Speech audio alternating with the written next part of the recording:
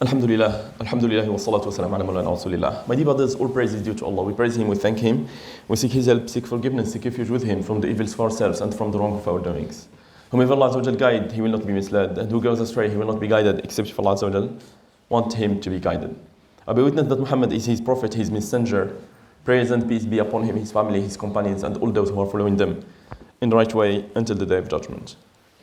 My dear brothers, I started talking about a topic that many of you would consider as a usual topic, as a topic that we have heard many times, which is the topic of the education of the children. But I wanted to talk about it, and I wanted to put an emphasis about it, because it is an important topic. And I started giving some elements that show how important this topic is. I started saying that Islam has taken care of the child even before it is born. Even before it is born, the Prophet ﷺ, he's recommending you to take the wife that is religious. Why? Because you are going to benefit, but not only that, but your children are going to benefit as well. So we have put a lot of emphasis last week upon the importance of this topic. So today what I want to talk about is just some advices, and I will spread them across a number of speeches. The reason being is I want to talk each time about one aspect of the relationship so that we can put it in practice. Islam, my dear brothers, did not came as a theoretical knowledge. Did not came so that we know so and so much and we put nothing in practice in our life. Islam before all came to be a practical religion. إنما بعثت لأتمم مكارم الأخلاق. When you hear the Prophet ﷺ saying that I have been sent to perfect the good character, it doesn't matter how many hadith you know about good characters. If you don't put those hadith in practice, that knowledge is vain. That knowledge doesn't help you, doesn't benefit you in any way, shape or form. My dear brothers, the Islam has come to be a religion, to be a practical religion, so that when we hear something, we change accordingly. And that's why you hear when the companions, they used to say that we used not to learn more than 5 verses. Why? It's not because they didn't have the capacity to learn more. They certainly did have the capacity more than we do to learn more of the Quran, to learn more of the saying of the Prophet ﷺ. But they didn't learn anything unless they put it in practice. And that's the reason I want in these topics to stop on one aspect of the relationship, to put an emphasis upon, so that we can put it in our practical life during the week before we talk about something else. And the first aspect that I will put some emphasis upon in the relationship between the parents and the children, in the exercise of the education, is the education by example. Is the education by setting a good example, by being yourself educated, by being yourself a role model for what you ask your children to be or to do. And let me clarify that. Whatever you say has no importance for the very young children. What has an importance for them is what you do, is the way you behave, the way you speak, the way you deal with others. That's where they take what is right and what is wrong. You can say whatever you want. You can speak to them long hours if you want. What they're going to put in practice is what they see you putting in practice in your life. If they see you doing something, they consider that thing that you are doing as the good thing. If they see you avoiding something, that's what they consider as bad. So before working on your children, we need to work on ourselves, my dear brothers. And each and every one of us know what is his weak points, where we need to work on. And Islam came so that we, as a human beings, work on our bad aspects, on the areas in which we are lacking the most. And that's why when you hear the Prophet ﷺ, somebody will come to ask the Prophet exact same question, in exact same context, and each and every one will get a different answer. Somebody will ask the Prophet ﷺ, Ya Rasulullah, tell me something that I should stand upon, that I should hold fast to. Prophet ﷺ, he will say, La taghdab, do not become angry. The exact same question comes from another person, and the answer is different. He will tell him, أعني على نفسك بكثرة السجود.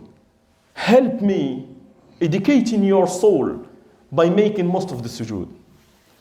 The question is the same, and yet the answer is different. Why?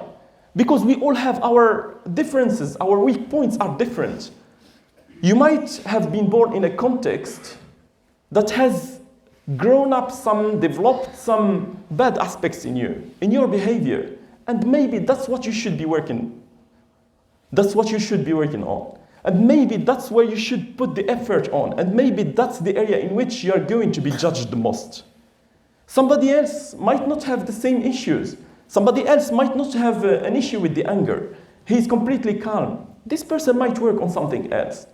So my dear brothers, before working on our relationship with the children, we need to work on ourselves, on our weak points. We need to work on the way we behave with them.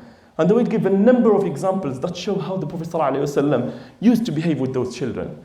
The kindness that he used to show, the kindness that he used to leave them with, the impression that he used to leave in those kids.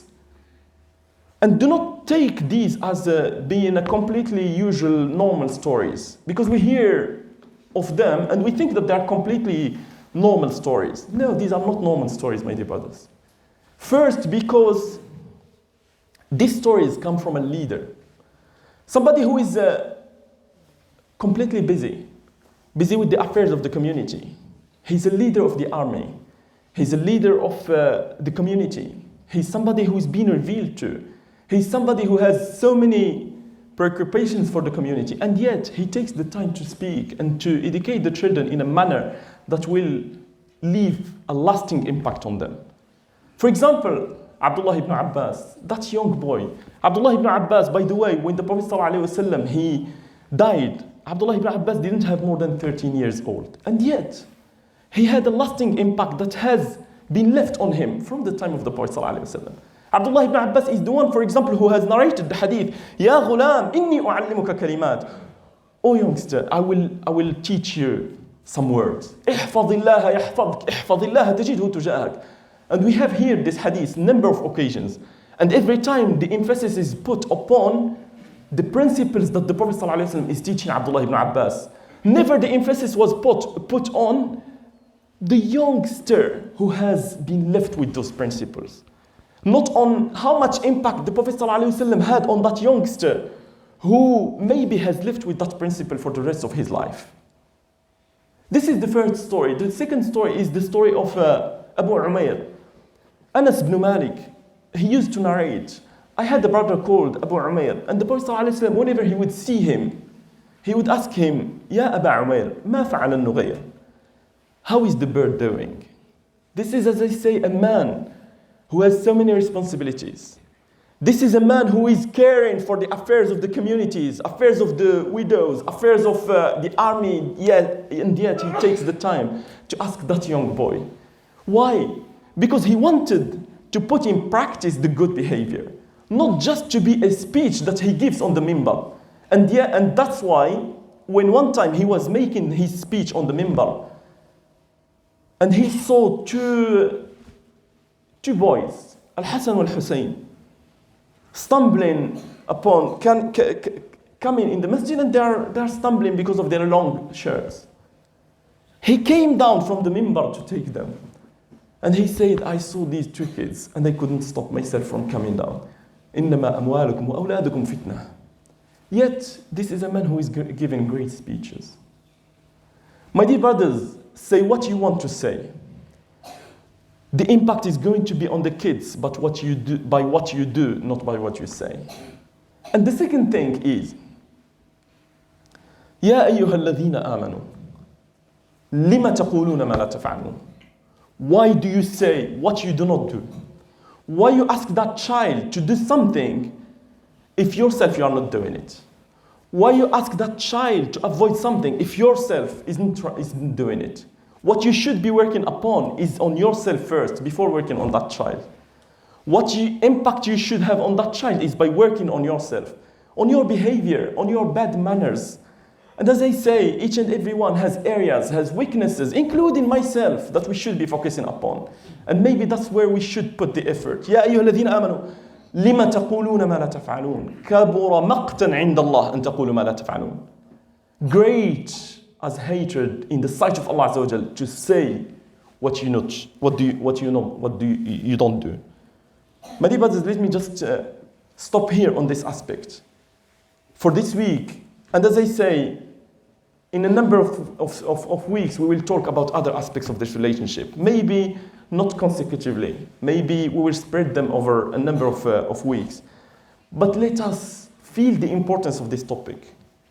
Let me just tell you, if those kids that you are raising today, and do not think that they are just any members of the community. If those kids that you are raising today, they are educated well, the community will benefit from it. If they are not educated well, it's not only you who is going to be harmed by it, but it's the whole community of the Islam. Everybody in the community of Islam will pay the price. صلى الله العظيم رب العرش العظيم أن ينفعنا بما سمعنا وأن يعلمنا ما ينفعنا إنه لذلك القادر عليه. اللهم اصلح أحوالنا في الأمور كلها. اللهم أجرنا من خزي الدنيا وعذاب الآخرة. اللهم إنا نعوذ بك من علم لا ينفع ومن قلب لا يخشع ومن دعوة لا يستجاب لها. اللهم احفظ علينا أعمارنا يا رب العالمين. اللهم إنا نسألك الهدى والتقى والعفاف والغنى. اللهم إنا نسألك علما نافعا ويقينا صادقا وعملا متقبلا. إن الله يأمر بالعدل والإحسان وإيتاء ذي القربى وينهى عن الفحشاء والمنكر والبغي يعظكم لعلكم تذكرون وقوموا إلى صلاتكم.